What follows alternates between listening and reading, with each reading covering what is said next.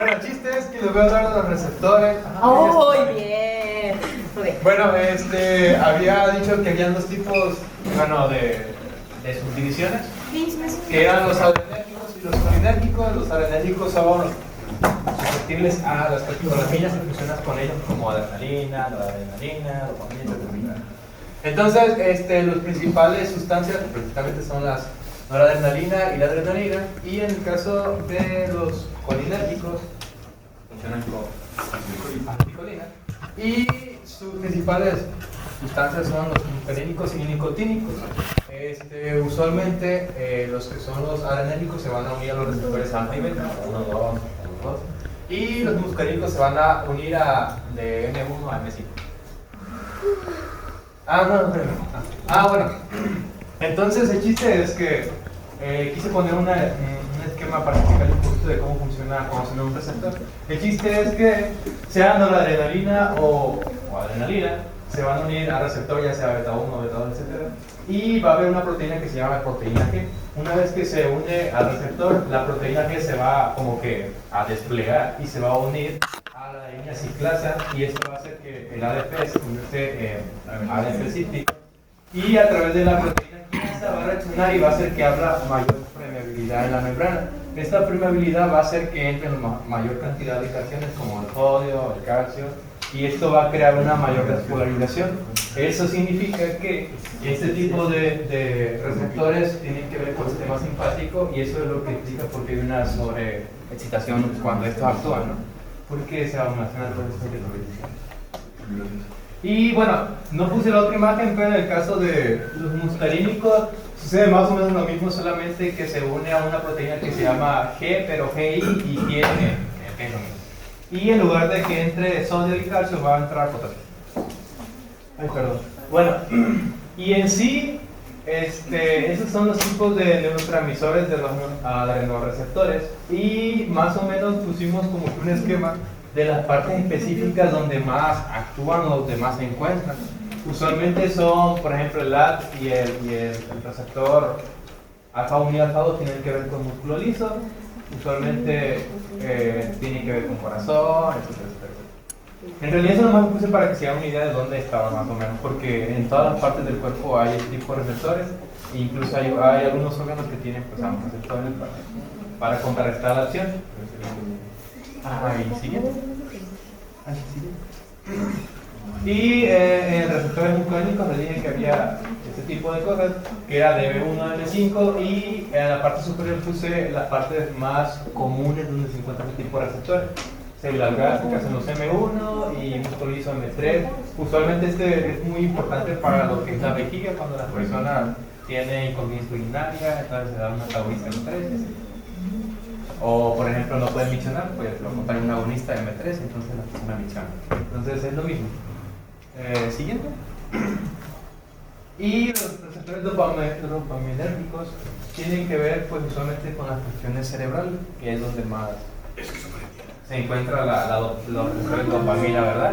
Y también mi compañerita dijo que se encontraba también en los receptores mi compañera. Y la otra parte donde también se encontraban los receptores dopaminérgicos eran en el riñón. Entonces, siguiente, que es como que la parte más interesante clínica para nosotros, siguiente. Eso es como que el bosquejo del por qué no funciona este tipo de receptores. Por ejemplo, hablando de corazón, que es lo más práctico, el nudo sinuauricular, ahí es donde está, ahora sí que se libera la primera frecuencia cardíaca.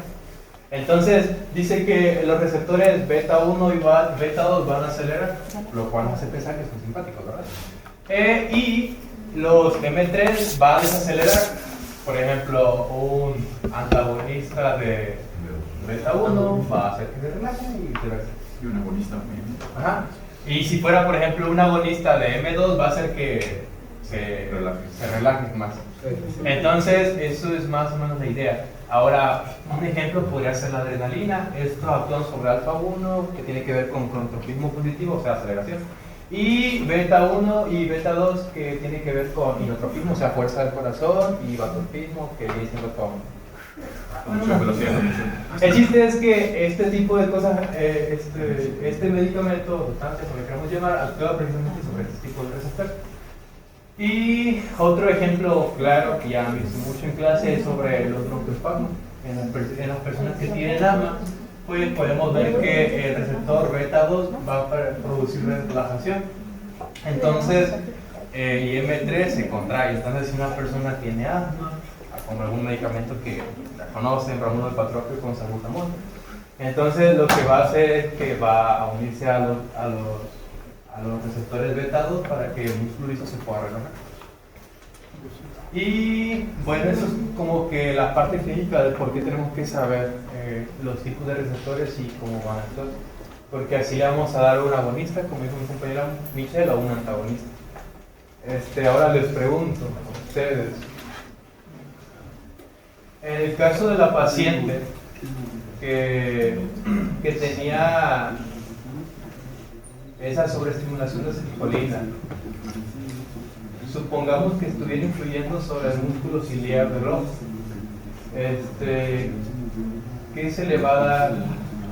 ¿Un antagonista o un agonista y de qué receptor M3 o beta en general? ¿Un agonista de qué? Beta. Antagonista.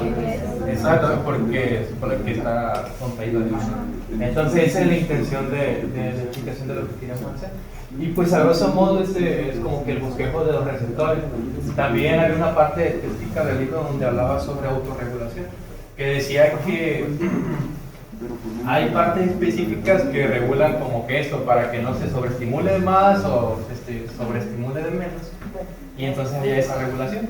Algo muy común es cuando lo que es el seno carotídeo. Entonces ahí si una persona de repente te empieza a asfixiar, va a detectar el seno carotídeo que la presión arterial comienza a subir porque está haciendo resistencia y por consecuencia va a actuar el vago y entonces va a disminuir la presión. Entonces ese tipo de mecanismos los tiene el cuerpo para que nosotros podamos sobrevivir a nosotros mismos. Y también había una parte específica que venía, bueno, una parte del libro que decía que había partes que no tenían que ver ni con cuestiones de aceticolina ni adrenalina, que venía algunos ejemplos como el sistema gastrointestinal, que al final de cuentas sí hacen, como tal hace esa función de excitar o relajar, o sea, aumenta peristaltis o la disminuye, pero no precisamente por este mecanismo, sino que hay otro tipo de sustancias que la podían hacer, que llevaran a esta consecuencia, ¿no?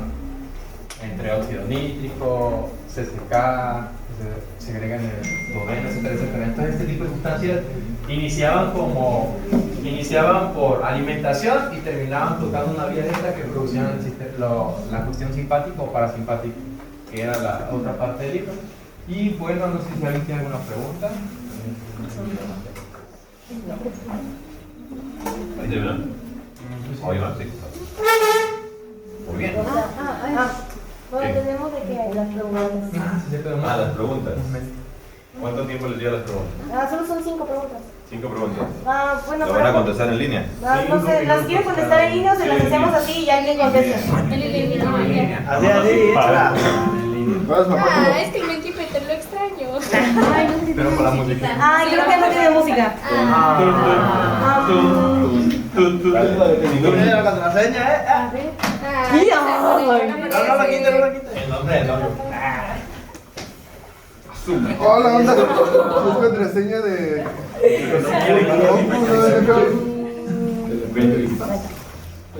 ¿Cuál era? Sí, Era ese, ¿verdad?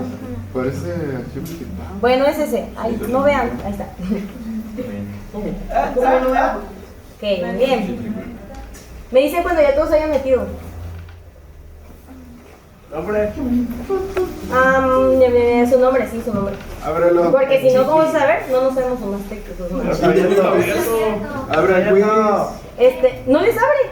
Ábrelo, está cerrado. Ay, pues ni modo, tocó. No se ve la respuesta. Dale en. No, espérate, hombre, no pasa nada. uy, qué mal. Ahí está. ¿Y cuál es? Ahí está, ya. Ingresa tu Ahí nombre. Espérenme. Inicia con la primera. Francisco. El chiqui. Oigan,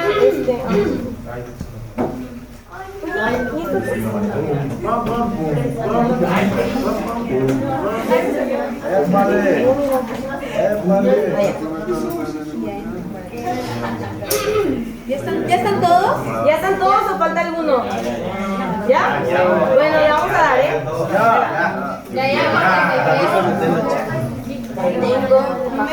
Ahora. Es del ojo, del ojo. De Colina, me imagino. De Colina. Ah, una talla ahí de...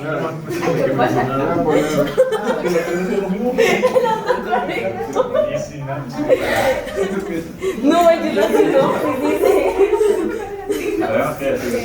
Bueno. ¿Cómo se llama? ¿Y luego? Casi.